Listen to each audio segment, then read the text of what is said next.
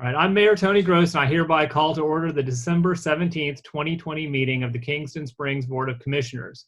Due to the COVID-19 pandemic and in accordance with Governor Bill Lee's Executive Order 16, this meeting is being conducted with limited physical public access. The meeting is being made available, however, to the public participants via live video stream on the Zoom application.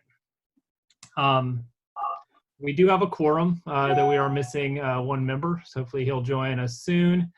Do we have a motion to approve the Kingston Springs Board of Commissioners to meet via the Zoom application? Motion to approve, Glenn. Do we have a second? Second, Josh. John, could you call the roll? Carolyn Clark, Present. Josh Etherly, Yes. Tony Gross, Yes. Mike Hargis is absent, Glenn Remick. Yes. All right, now I'm going to turn the meeting over to City Manager Lawless so he can conduct the election for mayor. Mayor Gross, could we just officially get a roll call and a declaration of quorum? Oh, did we not just do that? I just did the roll call to approve that the Kingston Springs Board of Commissioners find that conducting this meeting by electronic means is necessary. Okay, I did declare a quorum at the beginning, right prior to that. So, but we could quorum declared. So, All right, very good. Thank you. okay. Then I'll now open the floor to take nominations for mayor of the town of Kingston Springs. I nominate Tony Gross. Second, Josh. Those take seconds? I forgot. There are seconds, correct? Okay.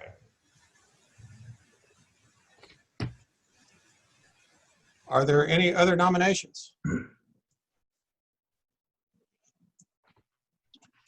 Hearing none, with no other nominations on the floor, we have a nomination for Tony Gross as mayor for the town of Kingston Springs. We'll take a roll call vote for all those that are in favor of Tony Gross as mayor for the town of Kingston Springs. Carolyn Clark, Aye. Josh Etherly, Yes. Tony Gross, Yes. Mike Hargis, absent, Glenn Remick. Yes. Let it be noted that all votes were in favor of Tony Gross as the new mayor of Kingston Springs. Congratulations.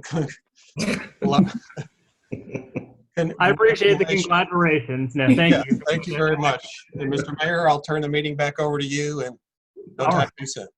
Thank you very much. All right, so now we can move on to the next item, which is the selection of a vice mayor, and I'll open up the floor for nominations for vice mayor. I nominate Glenn Remick. Josh. Second, Carolyn.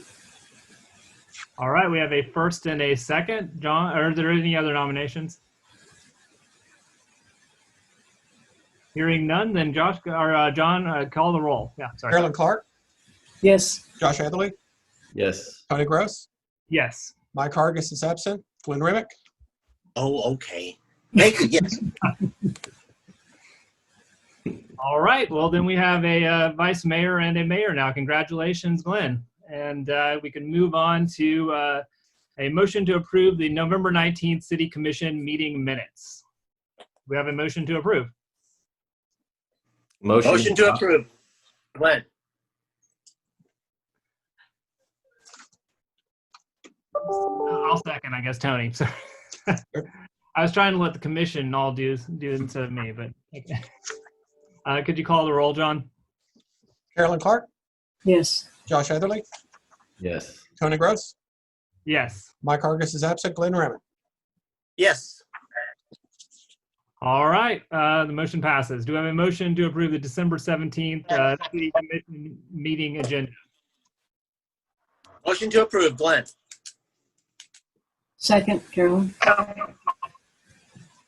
All right, we have a motion. John, could you call for the roll? Carolyn Clark, Yes. Josh Etherly, Yes. Tony Gross, Yes. Mike Hargis is absent, Glenn Remick. Yes. All right, the motion passes. Announcements from commissioners. We will start with our new vice mayor. Glenn, do you have anything? Yes. We've had many ceremonial activities here in town. We've had the Christmas tree lighting at the library. We've had the placement of the holiday lights around town. And then, of course, we had the tractor parade. Everything has been over the top. Community input and feedback has just been, they've just been so happy to see the town put forth such a holiday spirit. And I think we've been just fantastic. And I just want to commend the employees of the town and all the efforts, including John Lawless, very much so, in creating such a great activities. It's been wonderful. I agree. Oh, somebody else is joining us. Is that Mike's joining. Oh, Mike is joining us. Okay. All right. Carolyn, do you have any announcements? Sorry. No announcements. I'd just like to say that I'm very happy to be here. And I look forward to working with all of you for the input of the community. And I'd like to thank John Lawless for taking all my questions and letting himself be inundated with questions from me. And I appreciate that very much. Yeah, thank you. My pleasure. If somebody's got a little background noise going on, I don't know if we can kind of, it was hard for me to hear. Okay, sorry, Josh, anything? I'm good. Thank you. Okay. Mike, do you have anything? No, sir, I'm good. So we can move on then to input and concerns. If you would like to speak to the commission, now's your chance. Just, well, I would normally say step up to the podium. I guess look into your computer and state your name and address, and you're free to address the commission. Mr. Rogers. I would.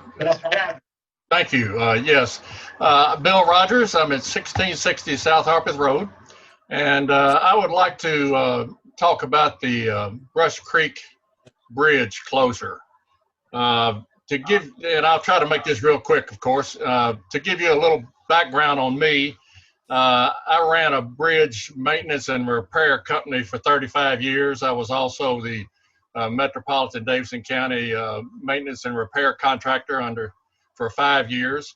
So I have extensive resume in this type of work and this closure on this particular bridge. I assume that all the commissioners know which bridge I'm talking about. You've probably heard from constituents extensively on this. We only have 3 ways to get out, and that's, of course, South Harpeth Road, Anderson Road, and the existing detour of Webb Ridge Road around to CC Road, which is, of course, a lot of that road is 1 lane or 1.5 lane. So the detour is very poor to start with. Here in the very near future, Anderson Road is going to be closed due to the county replacing that road. So we're going to have 1 way out of Springs, and that's around a very poor detour with that bridge closure. The emergency 911 access, my house, Pegram is my fire department. There's no way to get to me. Kingston Springs is my backup, and there's no way to get to me either with these closures except around Webb Ridge Road and CC Road. So we're very, very concerned about 911 and emergency vehicles through there. This bridge, which I've looked at extensively, I have not seen the TDOT reason for closure on this bridge. I have heard that the outside beams are rusted, which they are. I feel very confident with this. Kingston Springs, the city of Kingston Springs would invest some money in an engineering firm that bridge could be reopened as a 1-lane bridge. The load limit on it right now is extremely high and has been forever. The load limit needs to be done away with, basically, except for passenger cars. The outside beams are deteriorated, but the inside beams and the substructure are in extremely good shape. I think we could 1-lane that bridge with a temporary traffic signal system or a yield to traffic signage right there, and reopen that bridge. We're looking at a 2 to 3 year closure on that bridge, gentlemen and ladies, and we're looking at a year closure on Anderson Road. So, you know, we're really really punishing the people out on South Harpeth Road, and we can't get to Kingston Springs. We love to do our shopping there. We can't get there. We can exit into Davidson County, and that's about it. So I wish you would relook at that and see if there's some way possible that the city could invest a little money. And I know we've got to convince TDOT that it's openable again. And I think that could be done. I feel very confident of it. Thank you for listening to me. Good night. Thank you. Thank you. And my name is Mimi Rose, and I'm at 655 South Harpeth Road. And I have been in communication with Mr. Rogers, and I just second what he has to say. I appreciate it. Thank you. Thank you. Todd, do you have anything to say? I just wanted to congratulate everybody on the election, Carolyn and Tony and Glenn. It was great to see that many people actually want to serve the community. So I just wanted to pop on and say hi to everybody and congratulations. So Thanks, Todd. Nice to meet you. nice to meet you. Is this your first time meeting online, I guess, isn't it? Yeah. 2020, right? Yeah. Yeah, this is a 2020 meeting. Well, thank you all for the community input. I appreciate it.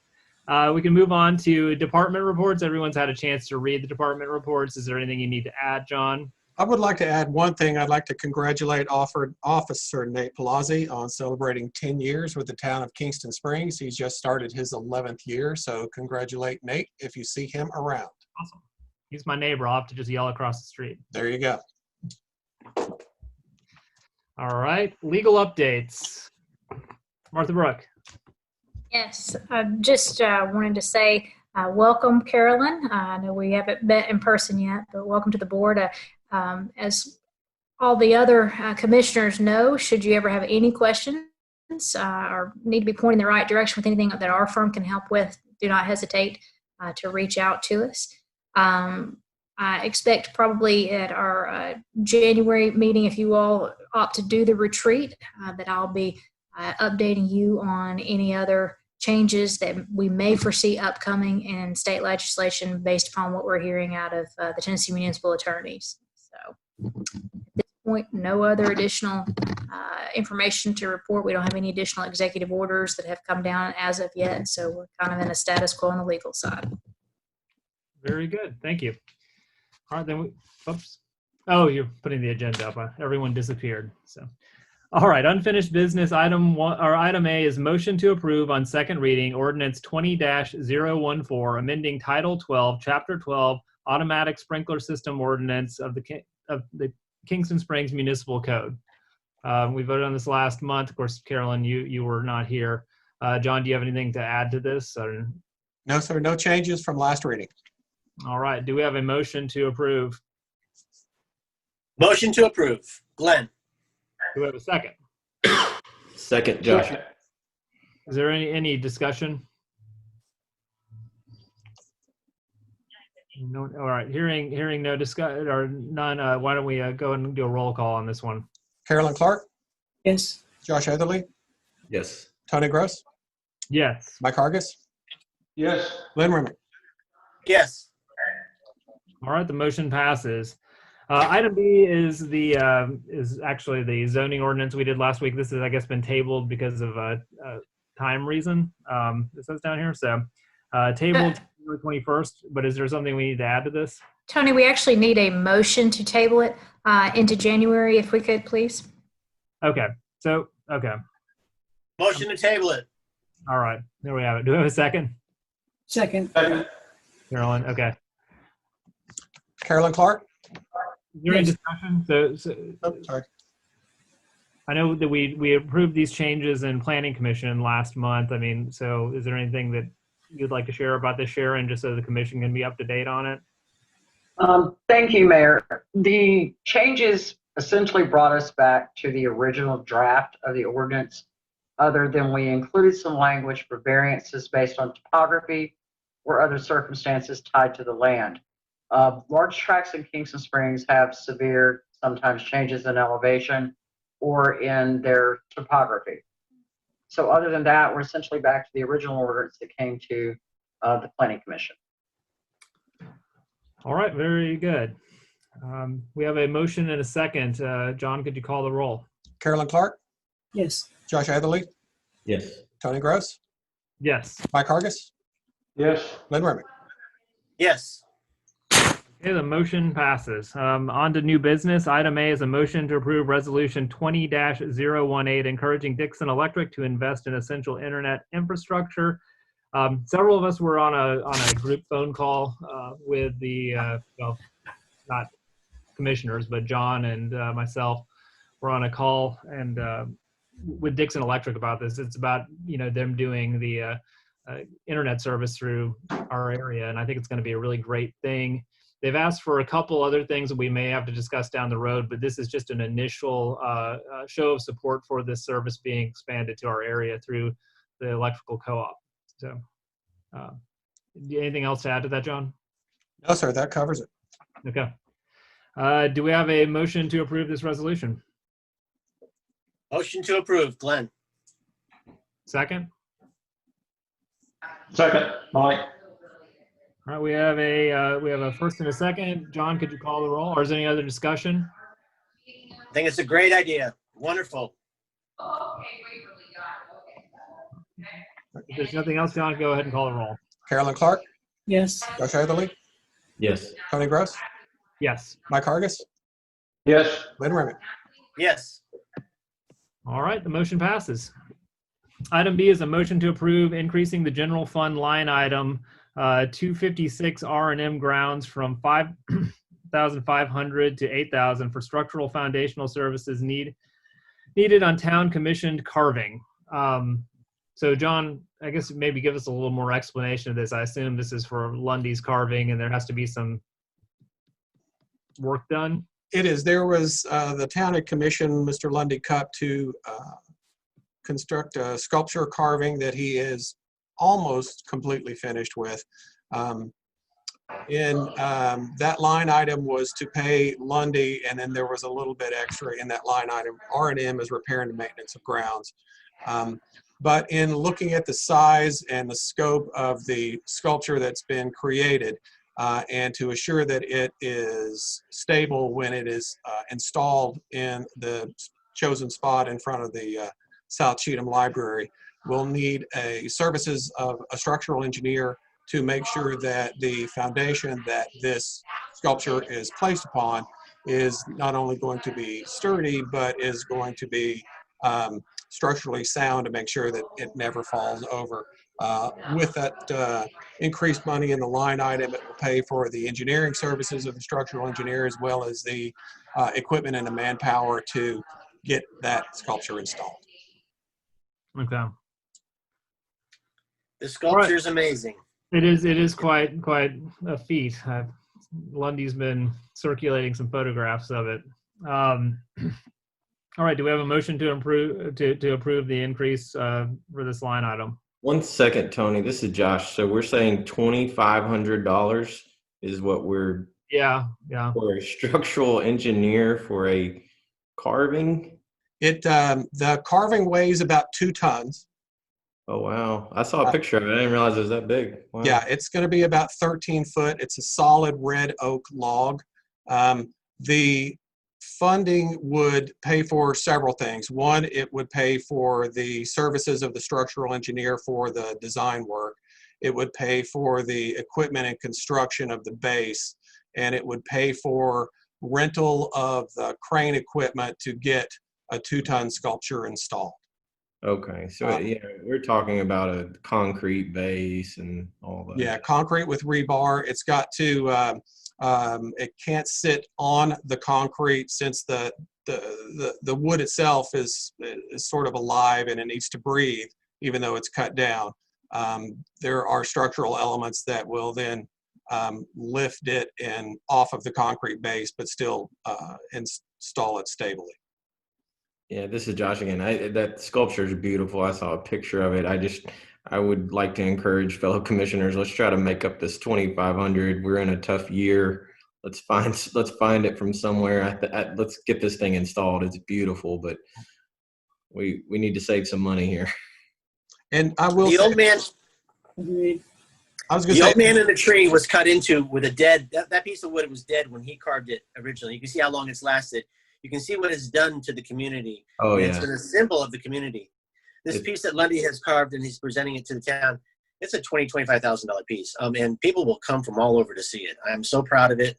I'm so happy that Lundy has gone to such depth to what he's presenting to the town. So I think it's well worth it. And yes, I agree, Josh. We need to figure something out to cover that. It's worth it. Yeah, thank you, Glenn. And Hey, we John estimate Lawless. Yes, sir. This is Mike Hargis. A question. So 2,500 is going to cover the crane, the engineer, the base construction? We do believe so, and I do believe we even estimated a little high just to make sure. Okay. That sounds a Thank little you, light John. to me.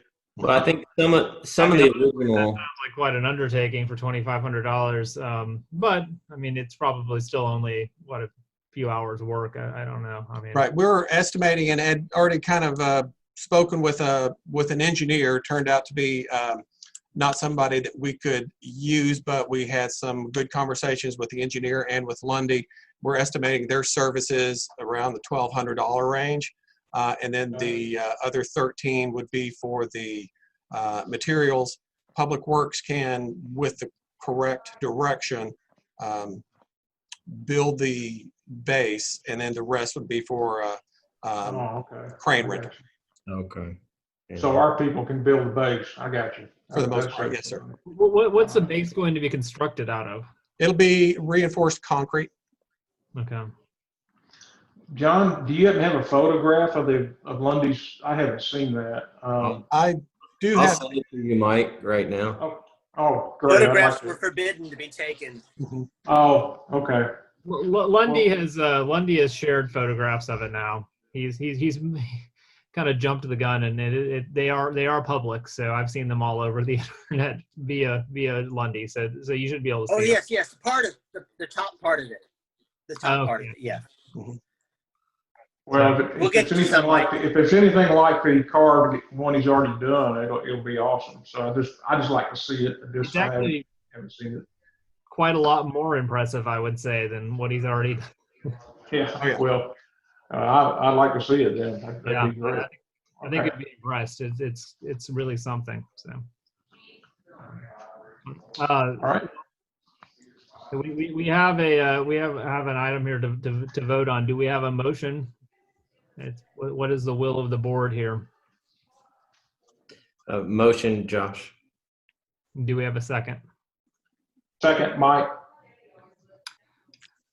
John, could you call the roll? Carolyn Clark, Yes. Josh Atherley, Yes. Tony Gross, Yes. Mike Hargis, Yes. Lynn Remick. Yes.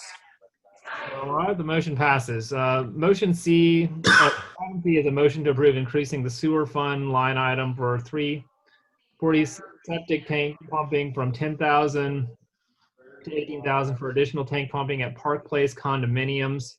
And John, give us a little. So, how many tanks are there here, and why do they all need to be pumped at one time? The initial line item of $10,000 is for tank pumping across town for the residences that are on the town's sewer system. Just as a little bit of history with residences that are on the sewer system, we will pump their tanks once every 5 years whenever trouble is brewing. That's what that initial $10,000 is for throughout the year for that tank pumping. Elite Septic is our service provider there.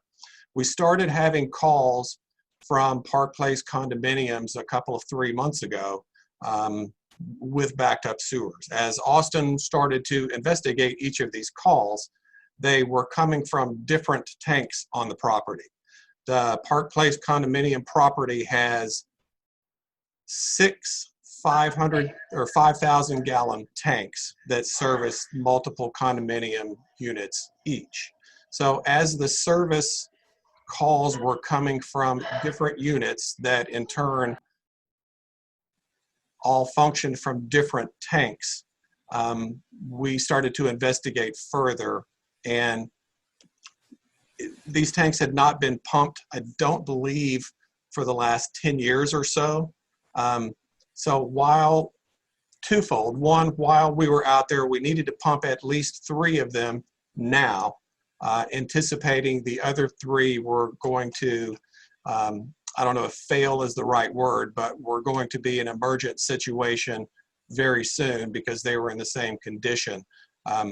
That coupled with, rather than having Elite come back out and pump these large tanks a second trip, if they were doing, or a third trip even after that, if they were doing it one time, we would get a bit of a price break there as well. So twofold: 1, a bit of a price break to do them all at the same time, and 2, we felt we were going to have to do them all between now and the next 2 or 3 months. Okay. Park Place is behind Sky King, also known as Avalon Drive. Correct. Correct. Hey, John, this is Josh. Yes, sir. Just after 10 years not having to pump these, and then all of a sudden having to pump 3 at one time, is there any worry that we've got some groundwater or some other? It just seems random that all of a sudden 3 at the same time. Well, yes, to answer your question, yes, there is infiltration throughout the system, and that's something that we had talked about actually at last retreat, the I&I, and we had talked a little bit about that in our capital budget meeting. But yes, so there is I&I there. In the future, I'm not sure why it had not been done in the past, but in the future, we will not take a hit like this, and we will, say 5 years from now, structure that where we're pumping one of those every year rather than all of them all at the same time.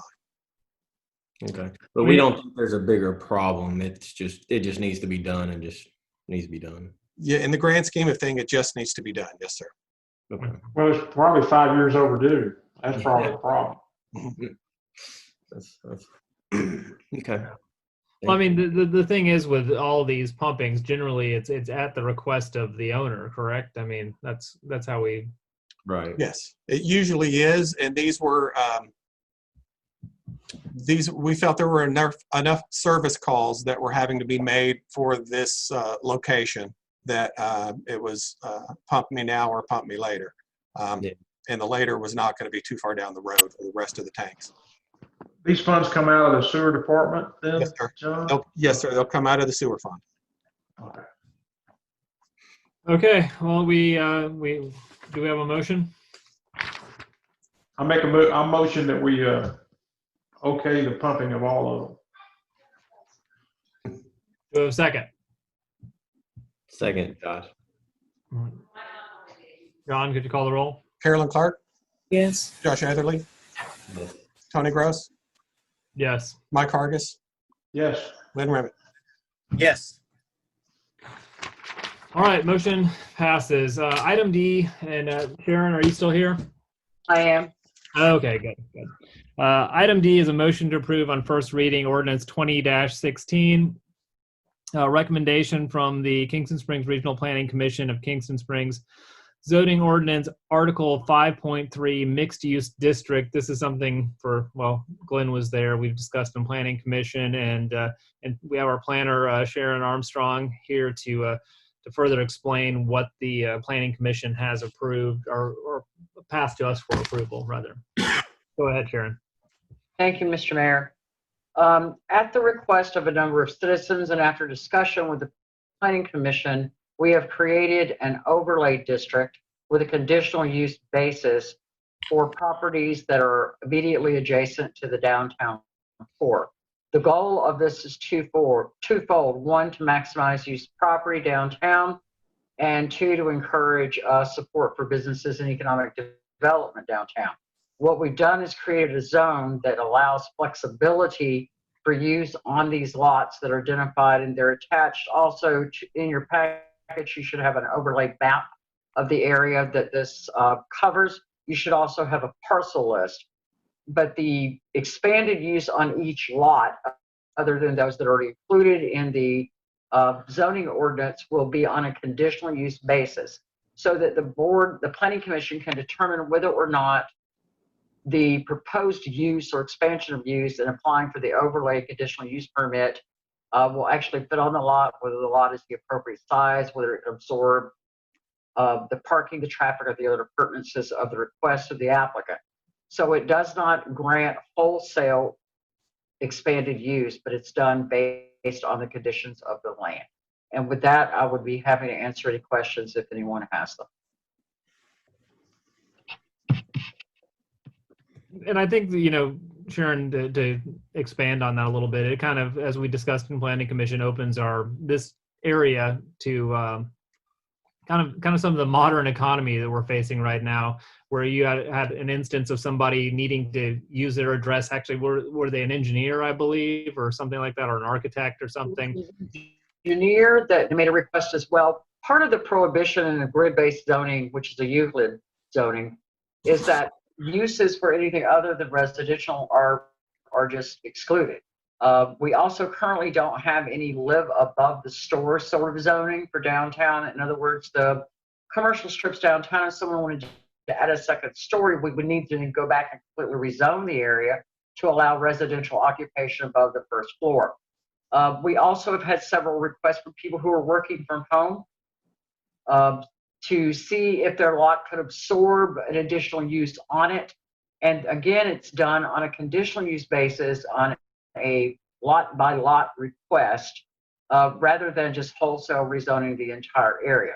This will provide support for those folks who are restricted right now because they're working from home due to COVID. It'll also allow some flexibility to support the downtown businesses and attract greater activity downtown. Very good. Very good. Is there anything from the commission that you'd like to have any questions for Sharon about this? I think I know Glenn and my own opinion because we were in the planning commission meeting. So if you all would like to ask her anything or have any thoughts. Tony or Glenn or Sharon, I'm just kind of curious how this came up. What was the intent or what kind of brought it up?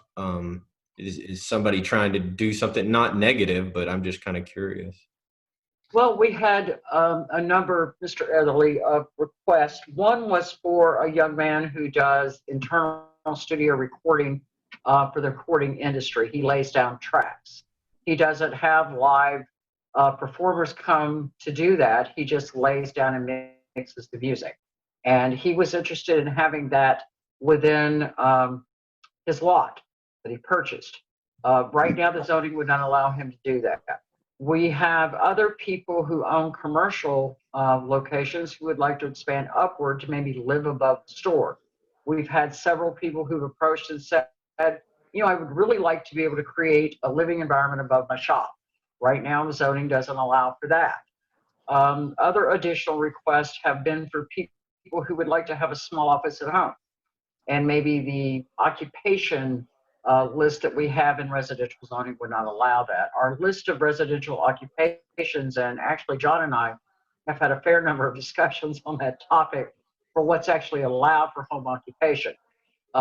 It seems kind of disingenuous to me that we will allow you to run a dental office, but we won't allow you to run a design firm. So if you're doing design for a building, interior design, you can't create an office in your home and occupy it to do that, but you could run a dental office out of your house and have clients come to your home for that service. So it was born out of those types of questions, Commissioner Etherly. I hope that helps to round out and flesh out the reason why. That makes perfect sense, and I would like to state that I'm definitely for it. I guess my only other question would be the you know, we're in 2020. A lot of people are working from home. I could see people asking really quick, if we pass this, what about the rest of the town? And why? You know, I could see the questions coming up really quick. So I'm just trying to look at both sides. Yes, sir. I can understand that point, and I think it's a very relevant one. Within several of our subdivisions, or larger subdivisions within the city, Commissioner Etherly, it's restricted by the HOAs. That activity would be restricted.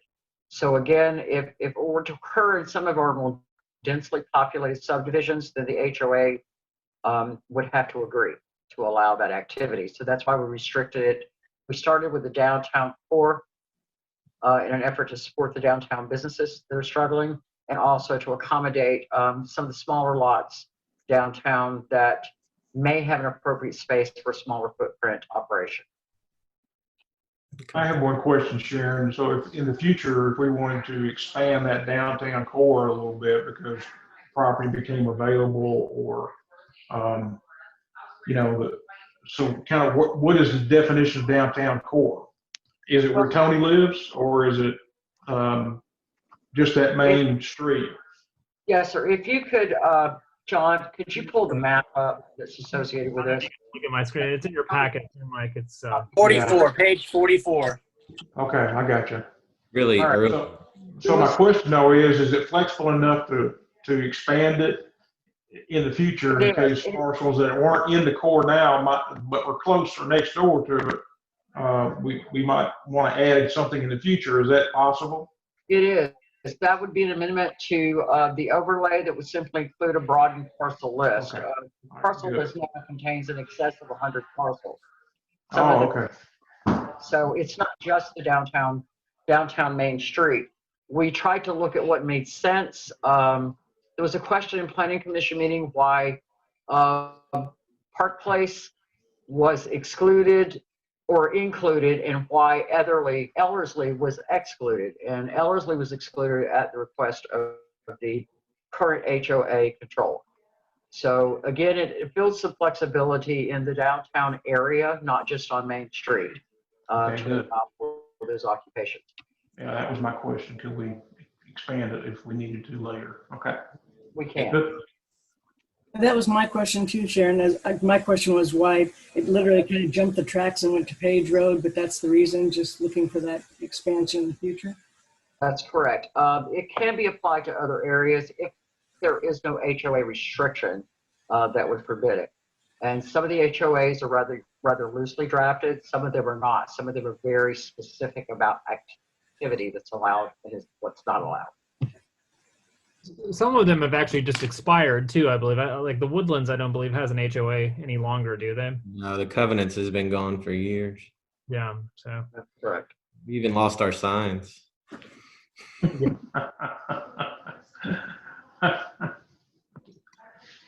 further that discussion, Commissioner Clark, Harpeth Meadows, Bluffs of the Harpeth have very proactive HOA still. The residential areas of the Golf Club of Tennessee have a very strong HOA as well. So those are areas that, in order to expand it to those areas, the HOAs would have to be redrafted to accommodate that, and that's outside of the control of the city. Not to belabor this, but I guess, would this be considered very common for a downtown mixed use residential of like a White Bluff, I guess, or? Yes, it actually exists within the confines of Cheatham County. There's an area in Pleasant View called the Village. Yep. And you have commercial occupation on the bottom floor, and then the second floor of those structures can either be commercial or residential. Top floor is exclusively residential. It exists in Ashland City. There are a number of apartments over the store on the downtown strip on Highway 12. So the model for it has been around for essentially 70, 80 years in larger cities and more urbanized areas.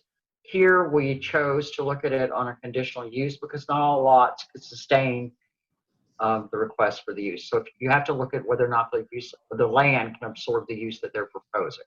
Okay. And accommodate parking or traffic or other things that might be requested. Okay. And I feel very comfortable with it because it does. I mean, any one of these would have to go before the Planning Commission. So, you know, it's going to,